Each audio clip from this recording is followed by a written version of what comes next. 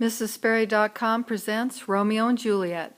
Summary of Act 3, Scene 3.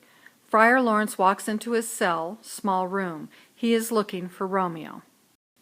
Friar Laurence calls out and tells Romeo to come out from where he is hiding.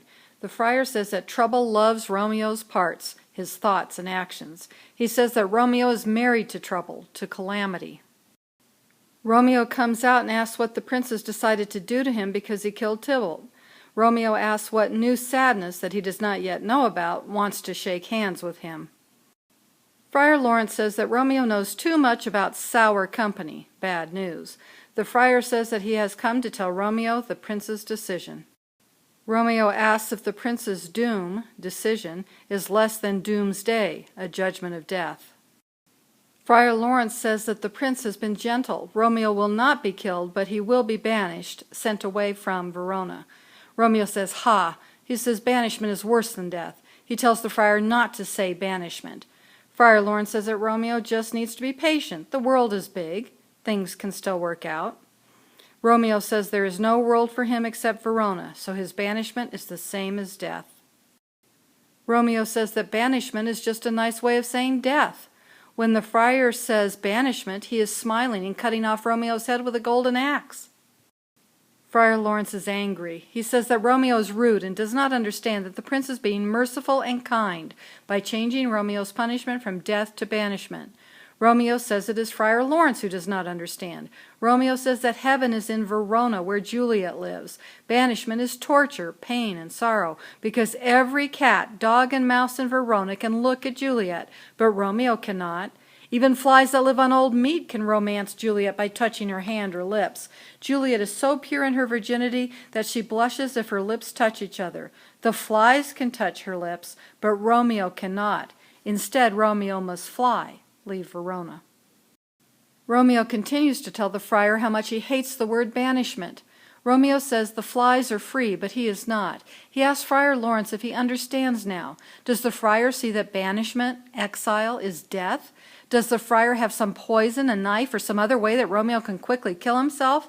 Banished is not a word that means a quick death. The people in hell use the word banishment, and they cry and scream over it. They are banished from life and heaven. Romeo asks Friar Laurence how he, a religious man who can forgive the sins of others, and a man who says he is Romeo's friend, can hurt Romeo by using the word banished. The friar tells Romeo that he is a foolish madman who needs to listen. Romeo says Friar Laurence is just going to talk about banishment. The friar says he will protect Romeo from the word banishment by giving him another word, philosophy. Romeo says that the friar is still talking about banishment. If philosophy cannot make a Juliet move a town or make the prince change his decision, then it is useless. The friar should stop talking. The friar says that he sees that madmen like Romeo have no ears. They won't listen. Romeo says that wise men, like Friar Laurence, have no eyes. Romeo thinks the friar should see that talking is useless. Friar Laurence says that he wants to talk about Romeo's trouble. Romeo says that the friar cannot talk about things that he does not feel. Romeo says that Friar Laurence could speak about Romeo's problems only if the friar were as young as Romeo, had killed his wife's cousin an hour after his wedding, was as much in love as Romeo is with Juliet, and had been banished.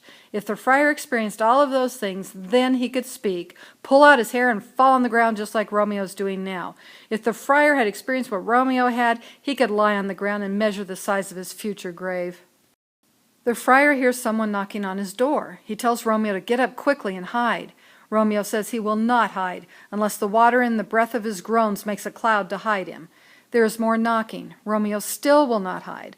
The friar says Romeo will be arrested. More knocking. Romeo still will not hide. The friar speaks loudly at the closed door, asking what the visitor wants.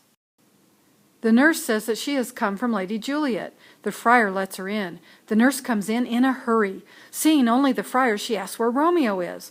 The friar points to the ground and says that Romeo is drunk on his own tears.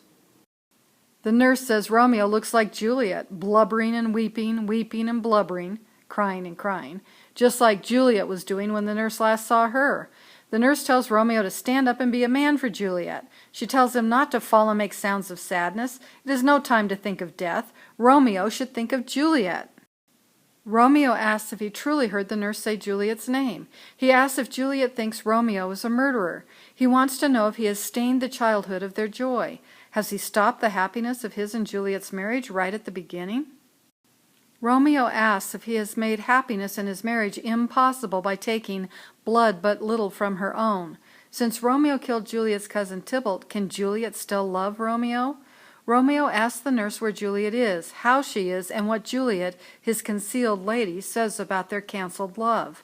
Juliet is Romeo's hidden wife because only he, Juliet, the friar, and the nurse know about the wedding. Romeo wants to know if Juliet has canceled, stopped loving him. The nurse says that Juliet does not say anything. She lies on her bed and cries and cries. She starts to get up and says, "Tybalt!" Then she also says Romeo's name and falls back on the bed. Romeo believes Juliet thinks his name is a bullet shot from a gun that has murdered her as well as her cousin. Romeo pulls out his dagger, knife, to kill himself and asks the friar what part of his body holds his name so he can cut it out.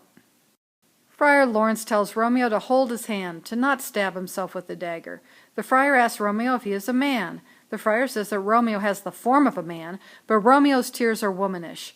Romeo's wild actions show the unreasonableness of a beast, a bad animal. The friar says that Romeo is an improper woman in a proper man's body, or a combination of beast and man. The friar says that Romeo has completely surprised him. The friar had thought Romeo was more intelligent and more in control of his emotions. Friar Laurence asks Romeo if he killed Tybalt and now plans to kill himself, and, by killing himself, plans also to kill or destroy Juliet. The friar asks why Romeo hates his birth, heaven, and earth. Friar Laurence says that Romeo's birth, existence as a Montague, his body, earth, and his soul, heaven, all meet in Romeo, and Romeo is trying to throw it all away. Friar Laurence says that Romeo shamest his shape, his love, his wit. He means that Romeo has brought dishonor to his body, his love for Juliet, and his mind. The friar says that Romeo is like someone who has a lot of money but does nothing good with it. Romeo is not making his body, love, or mind better. Friar Laurence says that Romeo's body is the body of wax without the valor, bravery of a man. Romeo's promise of love is an empty lie, and he is killing it, and his mind, which should control his body and his love, is the gunpowder of a soldier who lights it with his stupidity. Romeo is using his good qualities not to defend himself, but to kill himself. Friar Laurence begins the end of his long speech to Romeo by telling him to get up. The friar says Juliet is alive and so is Romeo, even though he had just planned to kill himself. The friar tells Romeo, "There art thou happy." Happy means lucky.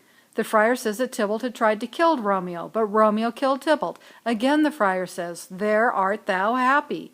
The friar says that the prince's law that said Romeo should be killed for fighting in Verona has become Romeo's friend and has turned death into exile. Again the friar says, "There art thou happy." Friar Laurence says that Romeo is carrying God's gifts, blessings, on his back, and happiness is like a woman trying to make him happy. But like an unhappy girl, Romeo is pouting about his luck. Friar Laurence tells Romeo to listen. People who pout about luck and love die in sadness. It is time for Romeo to get up and go to Juliet as he had planned. Romeo should go to Juliet's room to give her comfort, but Romeo should leave before the night watchmen go on duty. Romeo must go to Mantua and wait until he and the friar can tell everyone about his marriage and get permission from the prince to return to Verona. Then the friar, the nurse, and Juliet will welcome Romeo back with 20,000 times more happiness than Romeo will have when he leaves Verona. The friar tells the nurse to go to Juliet to tell her to get everyone in the house to go to bed early. Because they are so sad about Tybalt's death, the friar thinks the Capulets will want to go to bed early. The friar says Romeo is coming. The nurse says that she thinks the friar is very smart and a very good speaker. She says she could have stayed all night to listen to the friar's words. She says learning is great. Then she tells Romeo that she will go to Juliet to tell her that Romeo is coming. Romeo tells the nurse she can go to Juliet and tell her that Romeo expects her to be angry with him about his killing Tybalt. He expects Juliet will have angry words for him. The nurse remembers that Juliet had given her a ring to give to Romeo. She gives it to Romeo, saying that Juliet wanted him to have it. She tells Romeo to hurry because it is getting late. She leaves. Romeo says that the ring makes him feel better. The friar says that it is time for Romeo to go. He says good night, but adds that Romeo's future depends on this. Romeo must leave before the night watchmen take their places, or he can leave in the morning in disguise. The friar tells Romeo to go to the town of Mantua after he leaves Juliet. The friar will find Romeo's servant and send messages to Romeo about events in Verona. The friar says, "Farewell, good night." Romeo says that if he were not going to the great joy, happiness that is waiting for him, he would be sad to leave Friar Laurence so quickly. Romeo says, "Farewell," and leaves.